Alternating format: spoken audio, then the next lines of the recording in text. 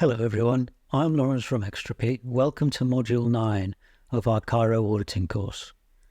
In this module, we have some example findings from reports showing some vulnerabilities, and these are illustrations of some of the potential problems that we spoke about in earlier modules. We also have a list of resources there that you may find useful. So the first example we have here is around access control, and we spoke earlier how important this is. Lack of access control can be a critical vulnerability. So there's a link there to the audit report, and in this particular example, you can see that we have our storage, and in that storage we have a couple of variables, an L2 address and an L1 bridge address. And obviously these are very critical to the functioning of the contract. So you would think that anything that is going to change these variables would need to be done very carefully, and there would need to be access control about that. But unfortunately, in this particular example, the functions that were changing these variables didn't have access control. So you can see the functions there. There is some checks for the zero address, which is good, but we don't have anything to check who the caller is or whether they have permissions to update these variables. So this obviously could be very problematic. Anybody could just go in, change addresses, and also where items were being sent or messages were being sent. So the fix to this is quite straightforward. It's just to add some access control in there, to have some proper roles set up, and you can either add these directly into these functions or have a separate function that is going to check for access control that could be called from these functions.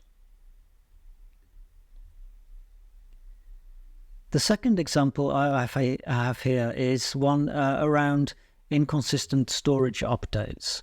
And this is really more of a logical error. In this particular example, we have three mappings that are used to store elements. And so this means we can get items in various ways.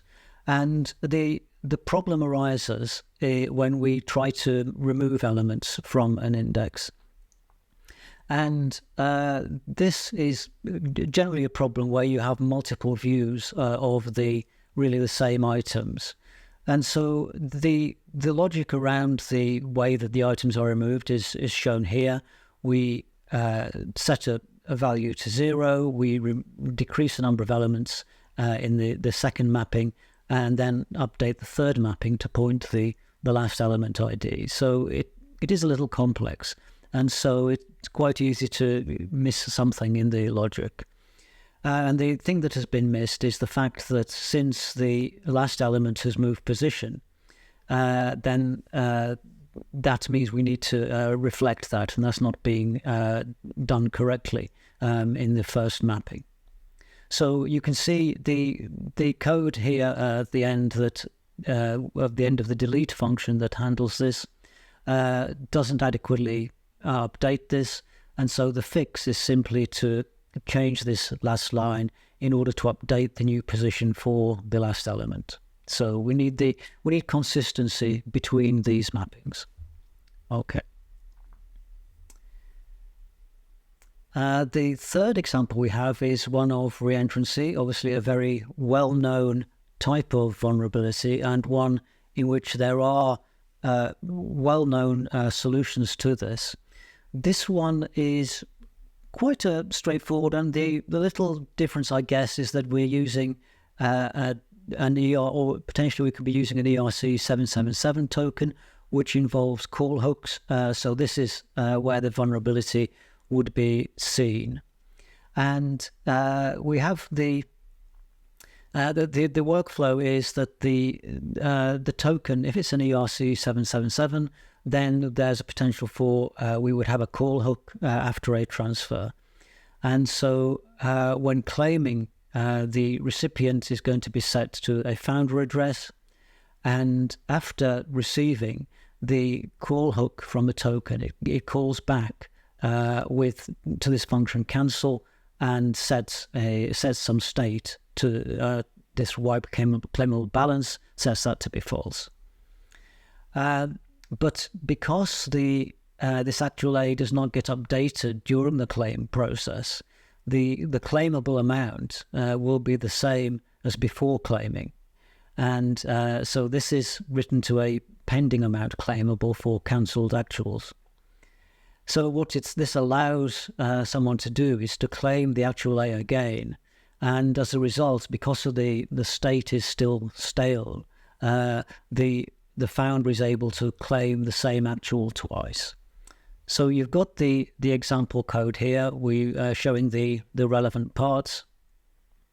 The way to fix this is the standard thing that we should be doing when we have potential of reentrancy. That is when we have external calls, and that is to follow the check effects interactions pattern.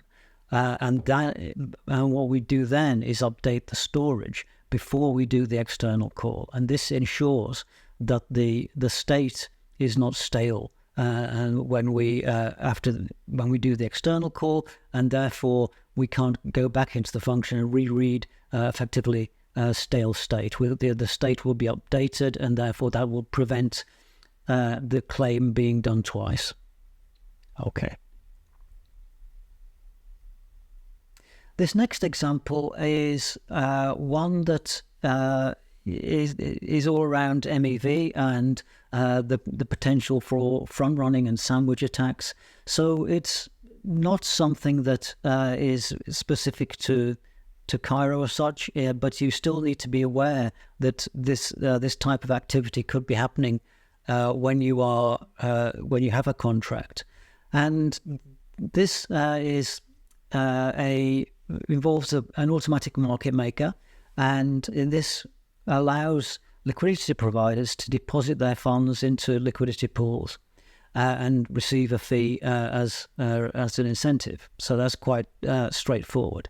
The problem with this particular implementation of this is that it allows the liquidity providers to deposit and withdraw instantly. So this is perhaps slightly unusual. When we think of people providing liquidity to pools, we usually think of them depositing liquidity and then not withdrawing that straight away, but withdrawing liquidity at a later time.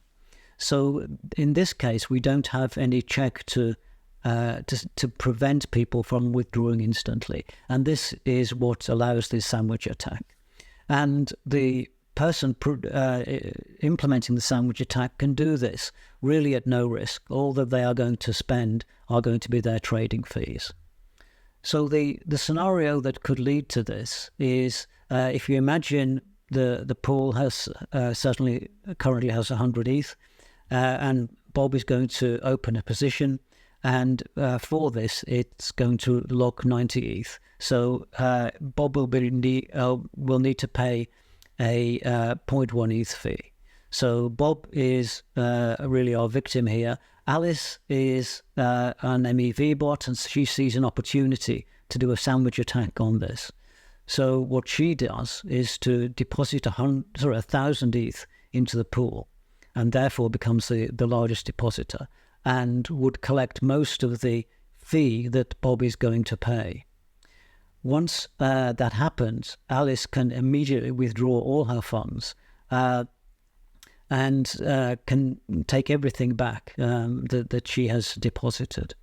But this can all be done in a single block. So what Alice has done is to receive pretty much all of the fees within that pool, but without having any risk to herself. She has done the deposit and the withdrawal all in the same block, and therefore doesn't have any outstanding position at the end of this block. And you could see how this could also involve a flash loan, because it is being done within one block.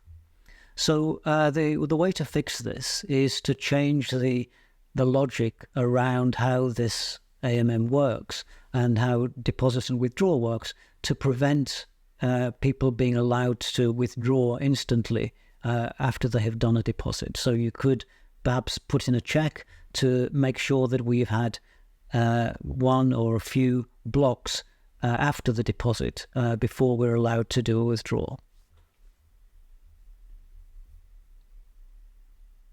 Okay, so those were some examples to show you the types of issues, and you've got the links there to the reports with those examples. Here are some further links of portfolios of reports that you may want to look through. It's, I think, very valuable to look at existing audit reports. Not only will this give you a good idea of some of the potential vulnerabilities and some of the issues that are being found, it's also good if you're wondering how best to write a report. It gives you an idea of how other people are doing that, so that can be a very useful resource for that also. Other things we have for you, here are some exercises to help you with Cairo if you would like to do those. Obviously, we have our own exercises as well. We have our videos that show you how to go through Stark links, so please take a look at those, and I'm sure you'll find those useful. And then finally, other resources. There's links to various documentation here, such as the Cairo book, StarkNet documentation, etc. We also have some CTFs there that you can try out to see if you can find vulnerabilities and spot security problems.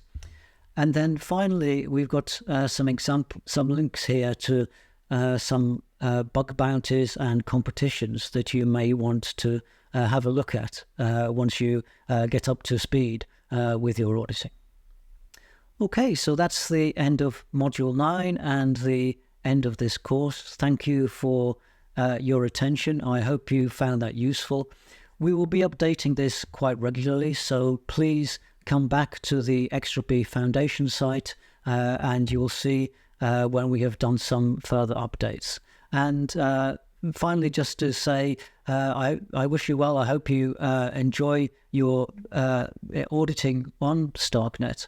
And if you are a developer on StarkNet, please take advantage of some of the issues I have spoken about here and make sure your code is very secure.